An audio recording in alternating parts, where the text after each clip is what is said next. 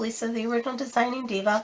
I'm here today with part 2 of the tutorial on how to turn a Franklin Covey planner into a Faux Dori. And before I start, I just want to apologize for two things. The first is the condition of my cutting mat.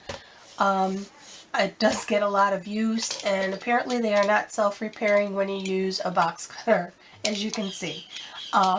And I haven't bought a new one because I probably just would ruin that one also.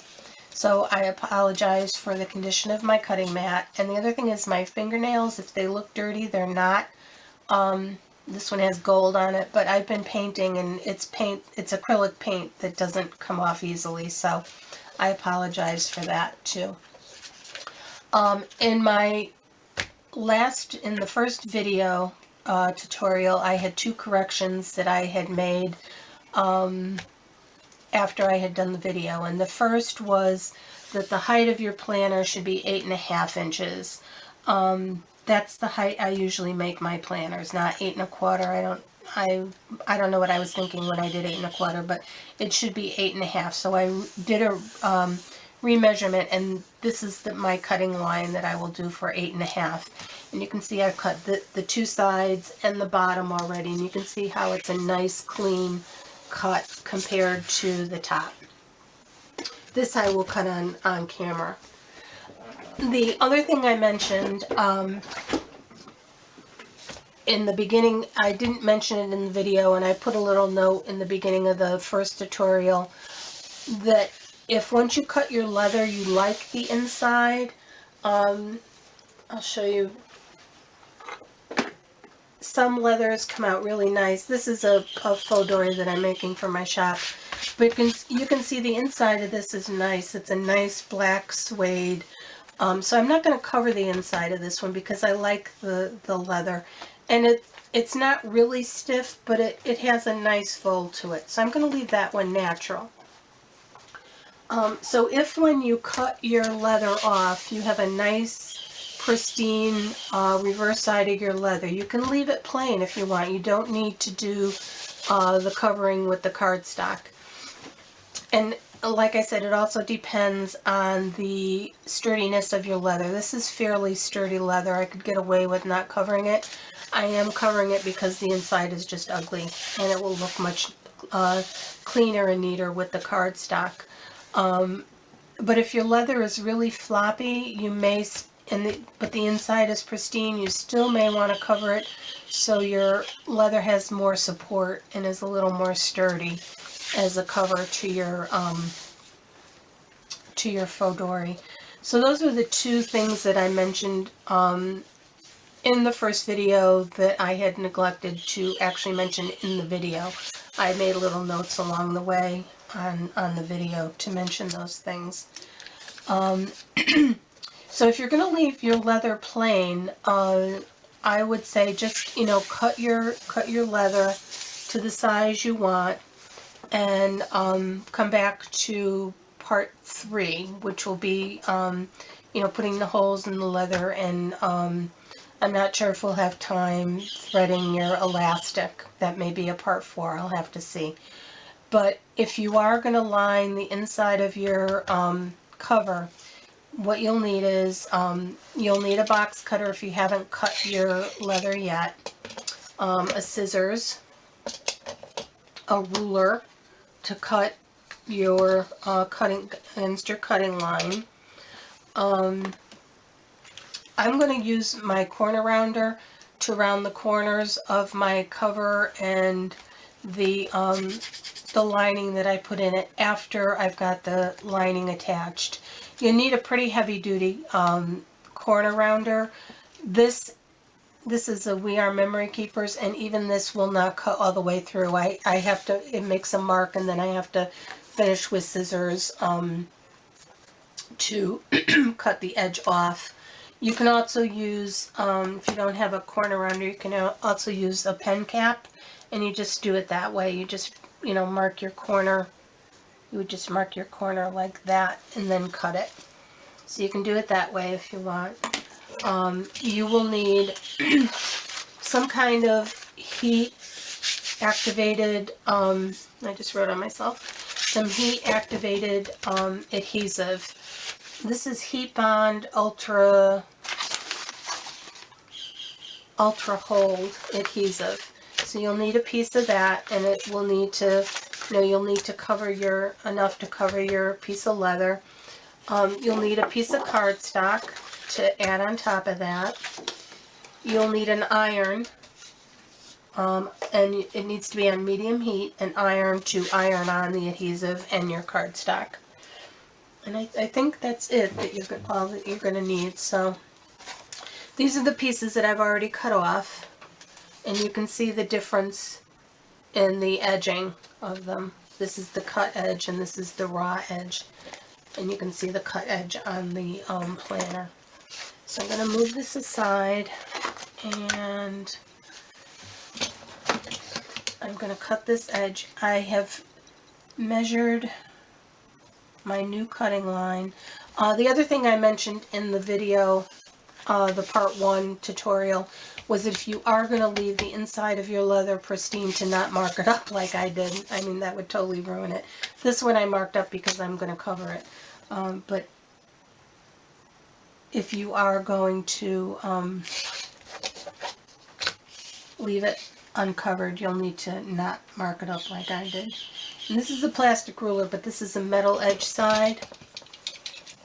So I lined up my ruler.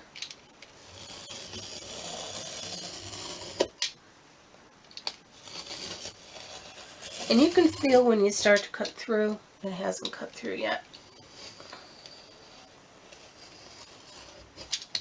There. And so there's my line. And it's a little bit off, so I'm going to recut it just a little bit. Even though I don't really need to, because that will be the rounded corner, but I'll cut it down. So it's okay. So that's your cut leather. What you're going to do now is take your heat activated adhesive, and if you're using the Heat Bond like I'm using, there's a shiny side and then there's a paper side. You want to iron it on shiny side down, like that. So the paper side is on top.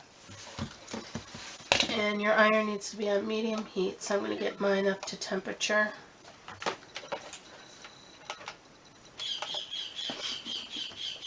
And you really do need to leave some overhang to get good bonding on the edges.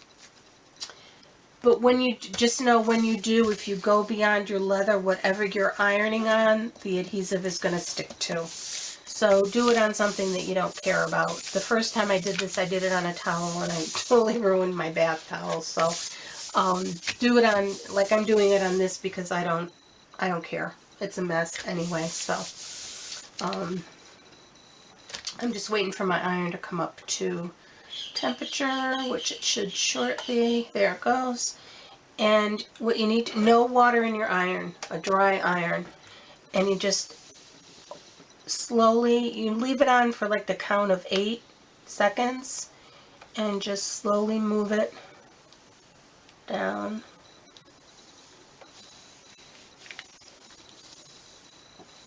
And if you have any wrinkles, just try and get them out. Keep going over it till you get those wrinkles out, because that means it's not adhered.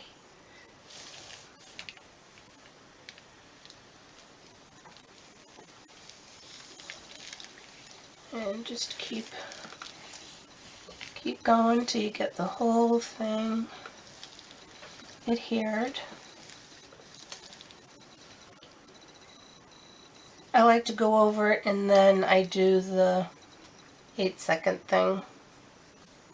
And really, if you just kind of move it very slowly, you're getting all of it for about 8 seconds. So.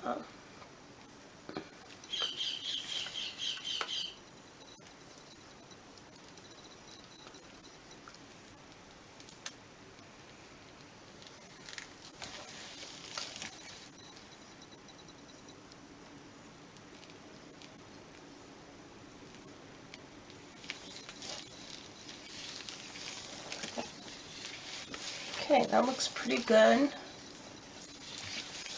I'm going to put my iron aside and let this cool a little bit. I usually turn my leather over because sometimes you'll get a little bubble in the front here, and if that happens, if you have a, I forget what they call these, but if you have one of these, just kind of go over it to make sure there's no bubbles in the leather.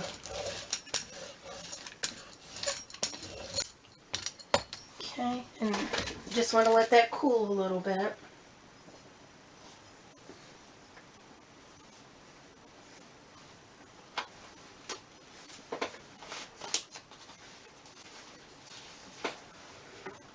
And once it's cool, you're going to take your scissors and you're going to trim it down to the size of your planner. I can do this on camera. Just cut right along the edge of your planner.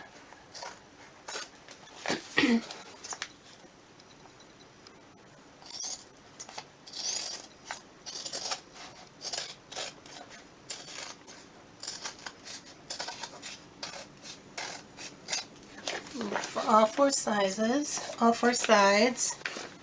There's a little bit there that I didn't get.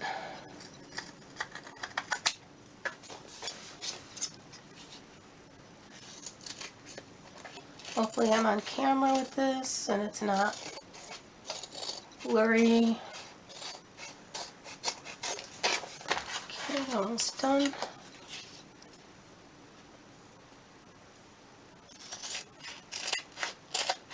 And it's really easy to cut because you've got the depth of your planner that you're holding your scissors against, so you can pretty much cut a straight line.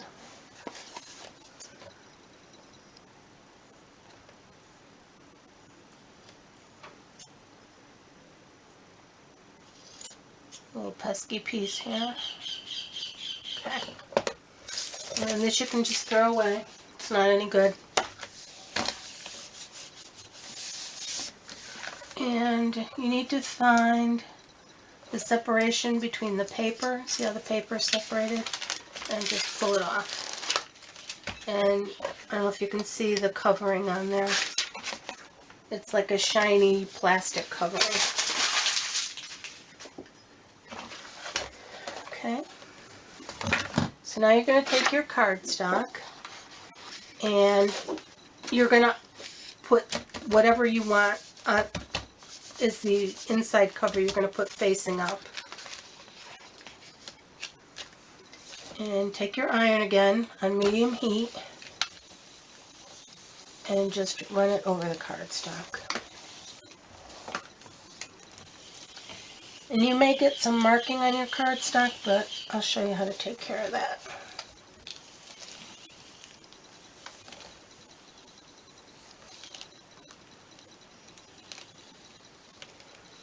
And you do this the same way.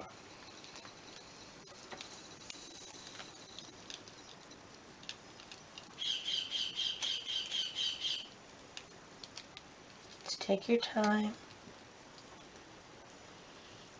so you get a good stick.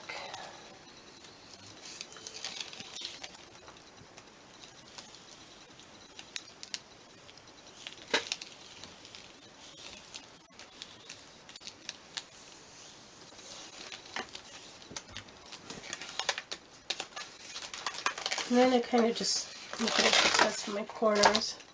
This corner's up a little bit.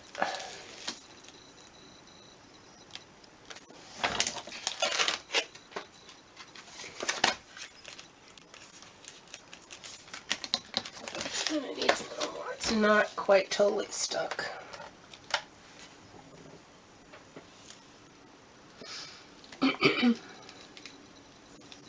So just keep applying the heat until you've got your cardstock stuck well to the inside of your leather.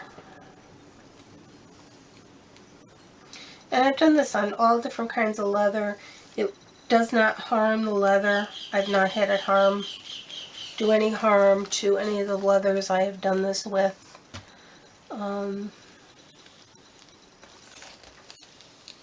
It's made to adhere to, I believe, fabric. So it is a really good strong bond.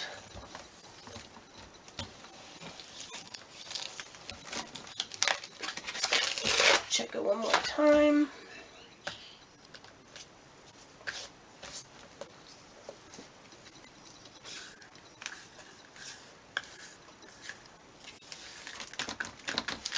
Okay, seems to be really adhered. I'm just going to get rid of my iron so I don't burn myself with it on the table.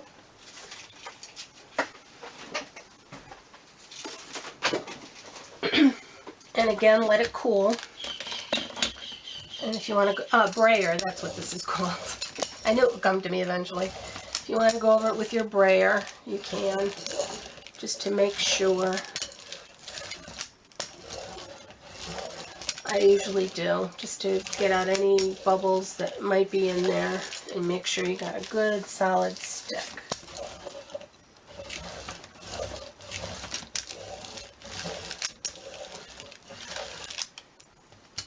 Okay. Got some stuff from my cutting board onto my leather, but that'll come off. Okay. So now what you're going to do is just, again, you're going to trim it down to the size of your leather all the way around.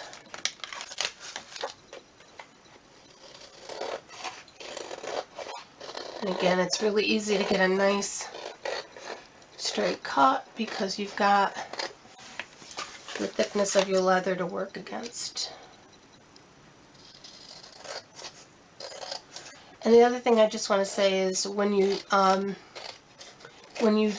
do this, make sure you've got a clean work surface underneath you so you don't get anything stuck to the outside of your leather.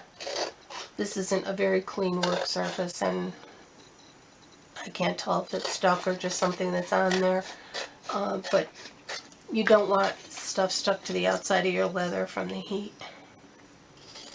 So make sure you got a clean work surface.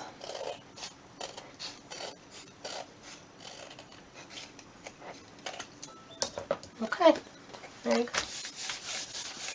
And if you get, sometimes some of the adhesive gets on your lining, and there's these little erasers, I forget what they're called, but Amazon, you get a pack of 2, and they are adhesive removal, and it takes a little time, but it removes, if there's any adhesive or anything that got on your cardstock, it removes it nicely. So I'm just going to do that with this. These are great. They remove,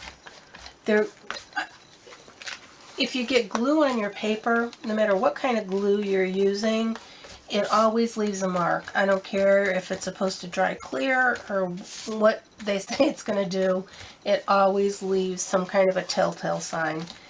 And these are wonderful for getting glue off of paper. If you've got any excess glue that you've gotten on your paper, and it doesn't happen so much with the Faux Doris because you're not using glue. But if you make your own albums or anything like that, sometimes you get glue on the outside. You get a little heavy-handed with the glue, and it gets on your paper or your cover or whatever you're doing, and you want it to look pretty. So it's a magic eraser. It really is. It works wonders. So I guess if you go on Amazon and look up adhesive removal erasers, it'll bring them up. And they weren't expensive. They're fairly inexpensive. Hi, I apologize. My camera cut out on me. Usually it beeps when the battery is dying, and I don't know if I wasn't paying attention or it didn't beep, but I didn't hear it when the battery was dying, and I thought I was filming and I was not. So there was most of the video had been filmed before my camera cut out. There were some additional things I did, which I will go over now. And actually, in a way, it worked out better because when I looked at this, when I looked at the video, I was able to see it, that my edges at the top and the bottom were not even. So I measured it, and I was off by about 1/8 of an inch on one end of the top and one end of the bottom. So I had to retrim it, and now it's even. It's 8.5 inches. But that left me the edge, the raw edge, and I can do the corner rounding now, which was something that I had done on the part of the video. And I just noticed this sticks out a little bit where I trimmed it. Trim that a little bit more. So what I was talking about when the video cut out was this eraser. And I mentioned how great it was for removing adhesive from paper. And I also used it on the front of this leather because there was some adhesive on this leather. The only caveat I'm going to add to that is before you use it on the actual leather, try it out on a piece of scrap leather that you've cut off, because it was fine with this leather, but I had this book, which I don't know if you can see, it was a bright red metallic, and when I added these metal corner protectors, I got some of the adhesive onto the leather, and I used this to try and remove the adhesive, and it actually removed the finish on the leather. I've used this on many other leathers. I've used it on other metallics. I've not had a problem. I'm not sure what the issue was with this book, but it took the finish off.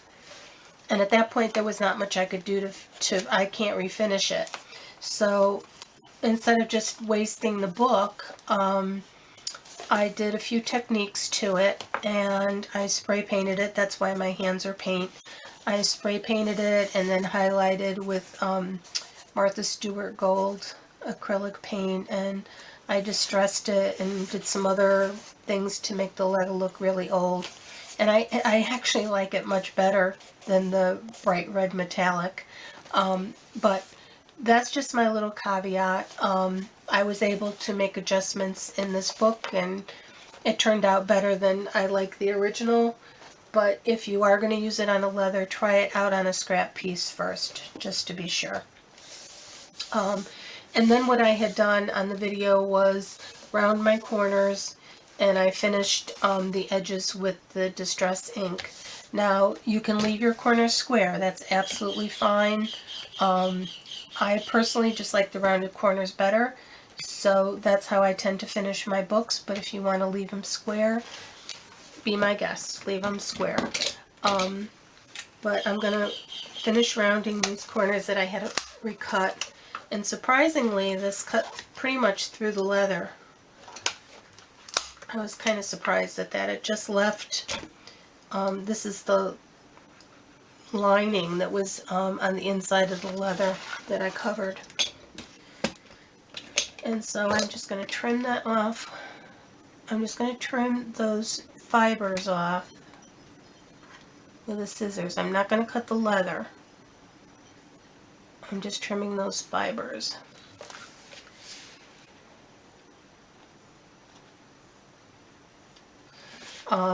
And I don't know if you can see it, but it's not a complete, it's not a curve. There's like a little edge here and a little edge here, and then it curves. And I don't know why my corner rounder does that. I just don't like it. And at first I would try to fix it with scissors, and sometimes it worked well, and sometimes I ended up cutting more of the leather off than I wanted. And once you do that, you can't go back. Once it's cut, it's cut. So what I do now is I use a file. This is a metal file. It's a fine file. It's not a heavy file. It's just a fine file. And I file down my edges. And I find this gives me much more control. I can still get my nice rounded edge that I want, but I'm not cutting anything. And like I said, it gives me much more control, and I still can get my nice rounded edge. So I'm just going to finish this one. Get the edge I want.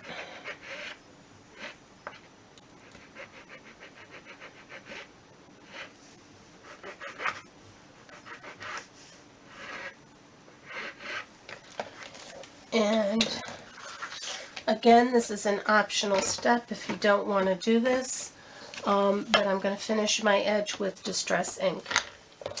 And I can show you, you can see here perfectly. This is where I trimmed it after I had distressed it.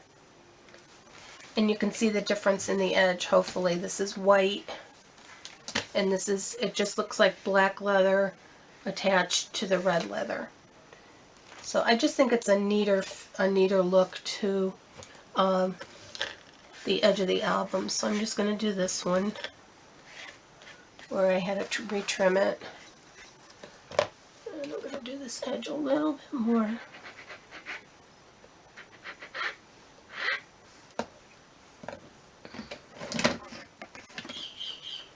Trim off those fibers.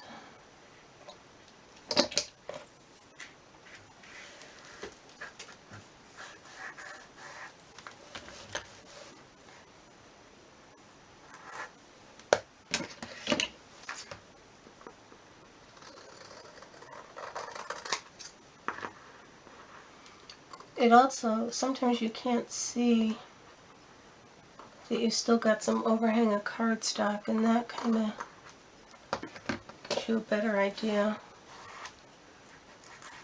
of where your cardstock ends. And I just need to do the bottom here where I trim that again.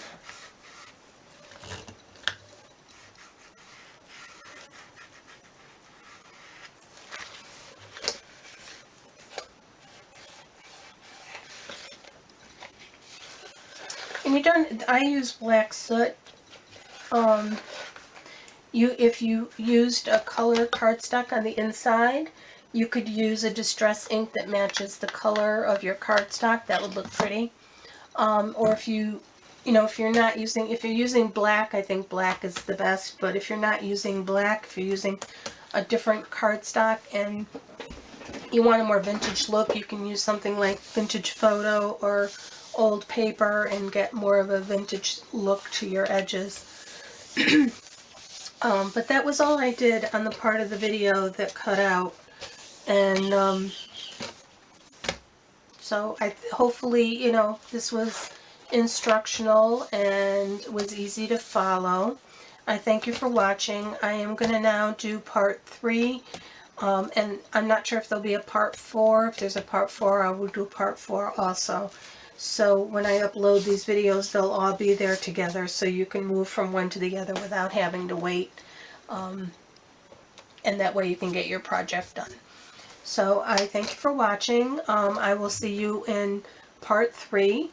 Thank you. Like I said, thank you for watching. So see you soon. Bye-bye.